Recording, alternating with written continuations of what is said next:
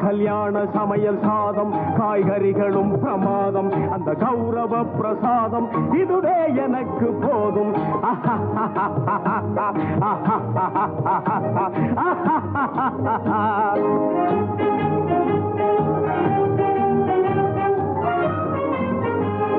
அந்தார பஜ்ஜி அங்கே சுந்தார சொஜ்ஜி இங்கே அந்தார பஜ்ஜி அங்கே சுந்தார சொஜ்ஜி இங்கே சந்தோஷம் மீறி பொங்க இதுவே எனக்கு திங்க கல்யாண சமையல் சாதம் காய்கறிகளும் பிரமாதம் அந்த கௌரவ பிரசாதம் இதுவே எனக்கு போதும்